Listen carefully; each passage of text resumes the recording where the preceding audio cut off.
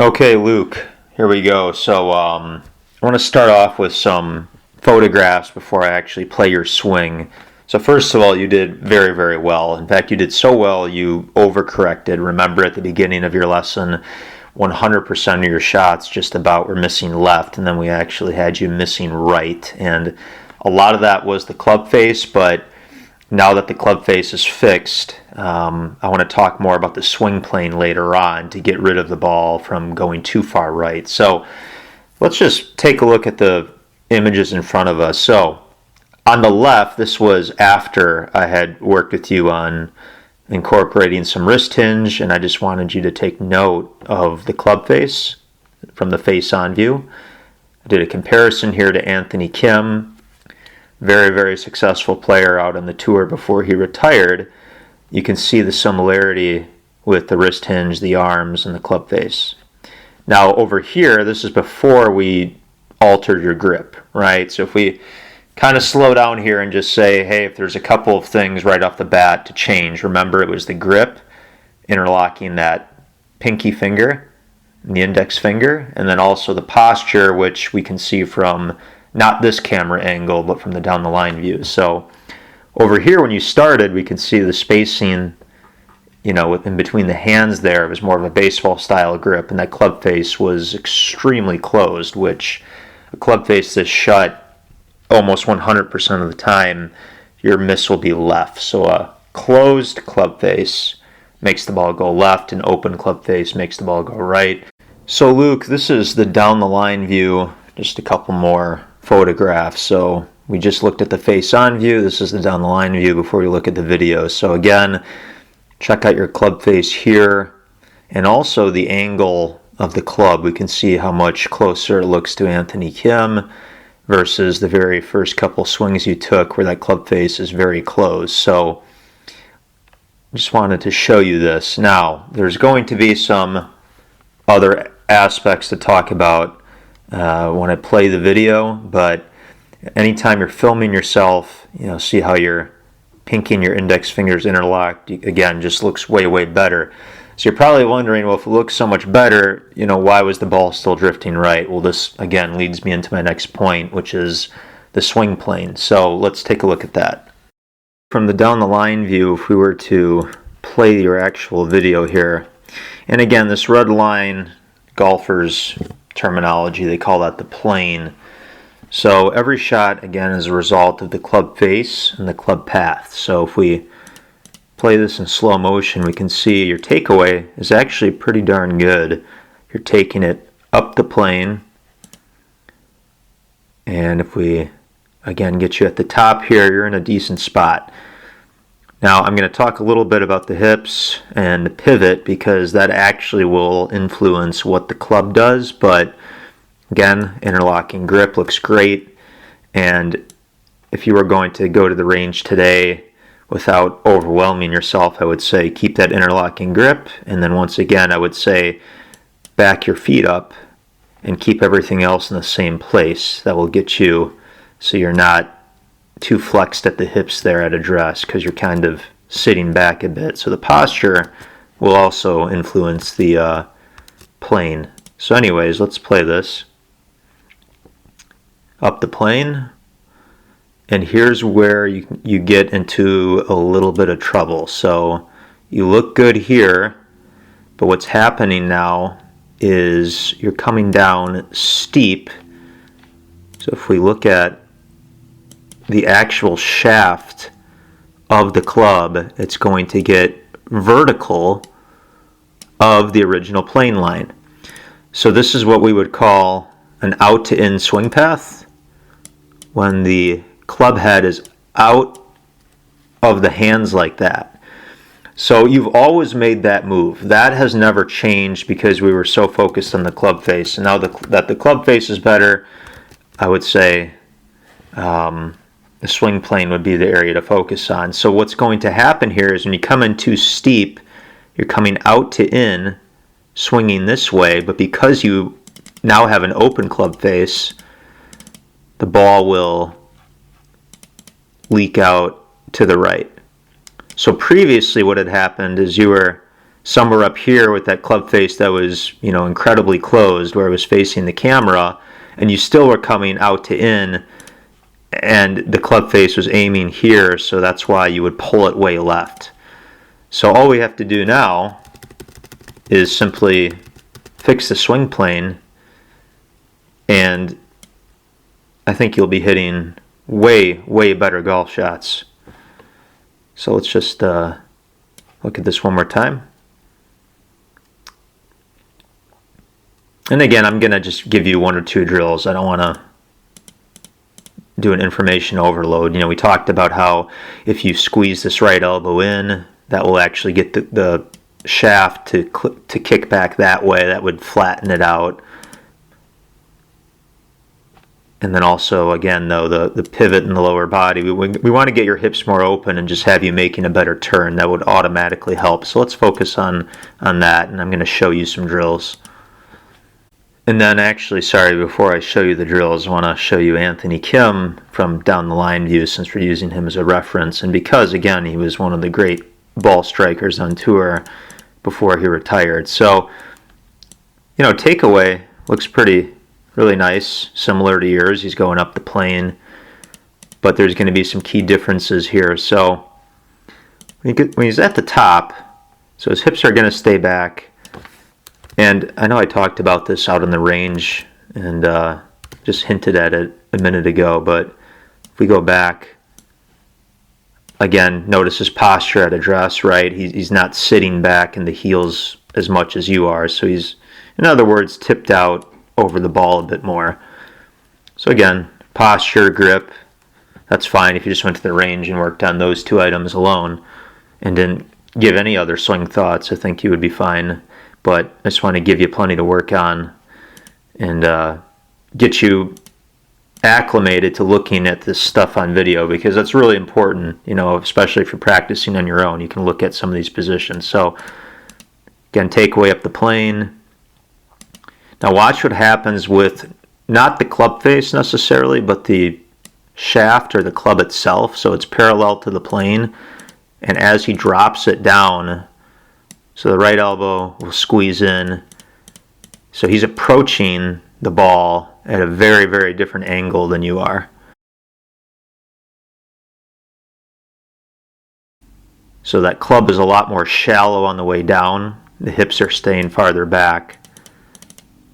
And as a result of that, so dead square at impact. But the club face does need to rotate. And again, don't think about this. I'm just showing you what's actually happening. With that new grip, you'll do this automatically. So the club will arc around. So it's pointing over here now, right? So I'm going to just remove some of these lines. So assuming the club face is square, right? Square is facing the target, as we already know. A closed club face is pointing that way. An open face is this way. If somebody made a swing where they went over the top of the plane, the ball would go right. They went on plane, it will go straight underneath the plane. It would hit a draw, meaning it would curve right to left. So remember at this point in the swing, so here's the club head in his hands. Remember with you, if you rewind the tape here, your hands, let's say, were here, but your club head was way out here. So look at how big of a difference that is, where he has the shaft. So coming in a shallower angle of attack will help you a lot with eliminating that miss to the right. So again, the club face is dead square coming in. He's right on the money here on the shaft plane. Hips are back. So again, just pointing out objectively what's happening. So let me show you this drill. This is something you can do at home. Not only will it automatically improve your plane, it's going to help you with the lower body and the pivot, which, as I've already mentioned, affects the swing plane. Now, Luke, this drill I would highly recommend doing at home. You don't have to be in a gym like I am here, and you can just use a golf club across the chest. So again, this is also a great example of, you can see I'm not excessively flexed at the hips, right? So if I were to draw a line straight down from my shoulders, I'm tipped out over the ball if I were to hit one, but again, I'm not. This is just an indoor drill to get you used to pivoting, right? So the weight's loading right, and we're making a nice steep turn, and then we want to maintain that tilt going down. Now what this will do, first of all, it's going to open up the hips so you can see how my left leg is nice and straight, and when the hips open sooner, that will actually automatically flatten out your plane in the downswing.